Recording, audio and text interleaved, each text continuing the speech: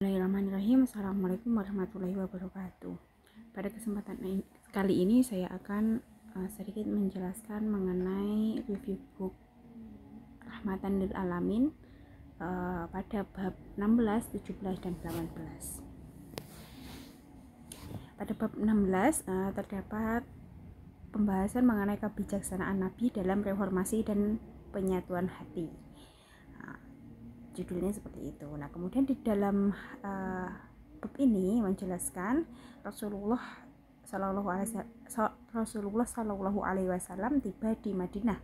Nah, dan kemudian terdapat berbagai kelompok dengan latar belakang yang berbeda di sana. Gitu. Beliau berhasil menyatukan kelompok-kelompok tersebut dengan langkah-langkah seperti yang terdapat dalam slide. Gitu. Yang pertama, pembangunan masjid sebagai pusat persatuan, di mana di sini pembangunan Masjid Nabawi dimaksudkan tidak hanya sebagai tempat ibadah, akan tetapi di sini Masjid Nabawi digunakan sebagai pusat pendidikan, musyawarah, serta pusat untuk kegiatan umat Islam. Nah, kemudian langkah kedua mengajak orang Yahudi dengan kata-kata yang bijak. Nah, apa yang dimaksud dengan mengajak orang Yahudi dengan kata-kata yang bijak di sini? Rasulullah mengajak untuk berdialog dengan mereka, dengan orang-orang Yahudi secara bijak dan secara santun gitu. Salah satunya dengan Abdullah bin Salam yang akhirnya masuk Islam. Nah, langkah berikutnya dengan membangun persaudaraan antara Ansor dan Muhajirin. Nah, membangun Ansor dan Muhajirin ini yang dimaksud seperti apa?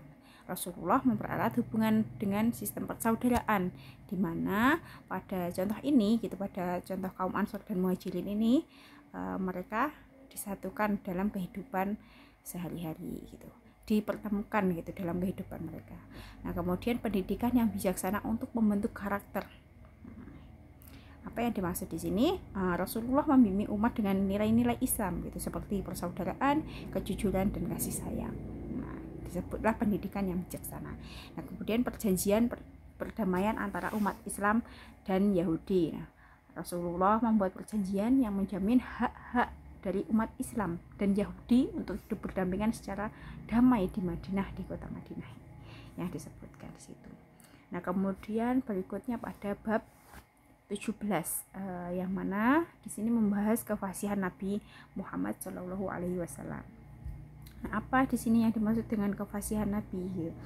Yang pertama dijelaskan bahwasanya Al-Quran memiliki pengaruh dan dalam hal menyentuh hati gitu, atau Al-Quran dapat memberikan pengaruh pada manusia dan menyentuh hati manusia. Sebab Al-Quran ini banyak orang tersentuh hatinya dan masuk Islam setelah mendengarkan bacaan Al-Quran yang dibacakan oleh Nabi. Salah satunya contohnya seperti Jubair bin Mut'im. Nah, kedua, kemampuan Nabi dalam berbicara yang membujuk gitu. Apa yang di sini dimaksud kemampuannya Nabi berbicara yang membujuk? Membujuk di sini kefasihannya Nabi gitu dalam berbicara, itu mampu membujuk banyak orang. Termasuknya di sini dicontohkan kisahnya Damhat yang terkesan dengan kata-kata Nabi, dan kisah At-Tufail bin Amr yang masuk Islam karena kefasihannya Nabi. Di situ dari tutur katanya Rasulullah, dari tutur katanya Nabi Shallallahu Alaihi Wasallam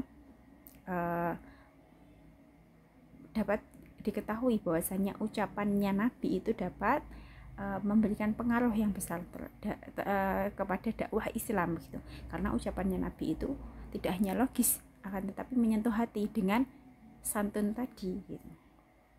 Sehingga banyak orang yang tertarik pada Islam gitu. Yang sebelumnya kurang tertarik pada Islam, dengan kefasihannya Nabi maka lebih tertarik pada Islam. Nah, kemudian pentingnya mengingatkan manusia dengan Al-Quran dan As-Sunnah gitu, dengan umat Islam yang diajarkan oleh Nabi untuk selalu berpegang teguh pada ajaran Al-Quran dan As-Sunnah, termasuk dalam kehidupan sehari-hari, dalam berdakwah sehari-hari gitu. Nah, kemudian pada bab ke-18 terdapat pembahasan mukjizat dan bukti kenabian. Nah, mukjizat Nabi Muhammad SAW terbagi dalam beberapa jenis.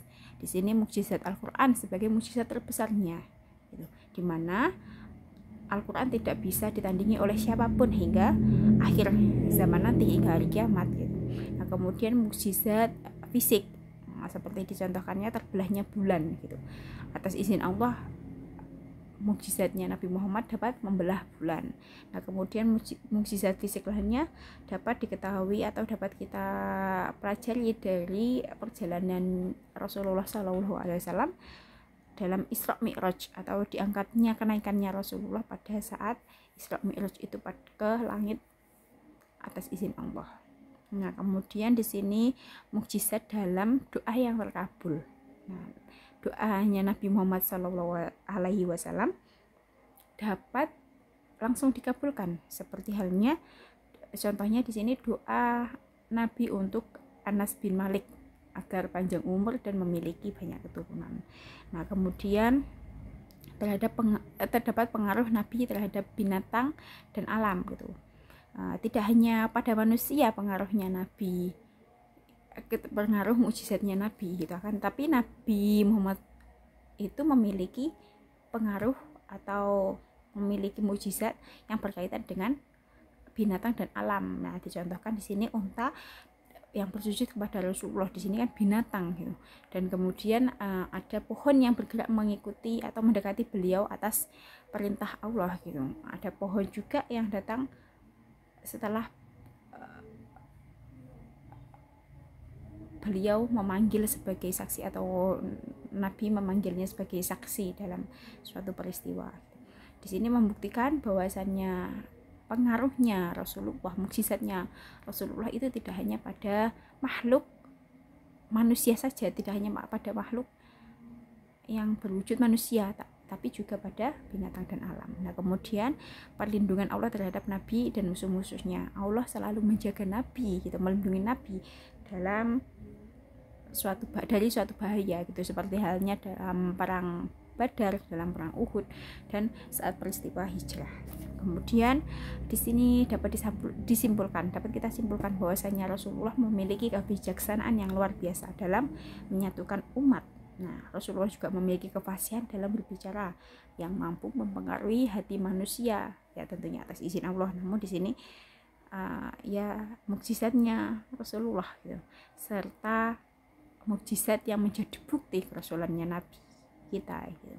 Semua hal ini menunjukkan bahwasanya Islam merupakan agama yang penuh dengan hikmat, dan Islam merupakan rahmat bagi seluruh alam, sehingga dikatakan Islam yang rahmatan lil alamin. Mungkin cukup sekian dari saya. Terima kasih. Wassalamualaikum warahmatullahi wabarakatuh.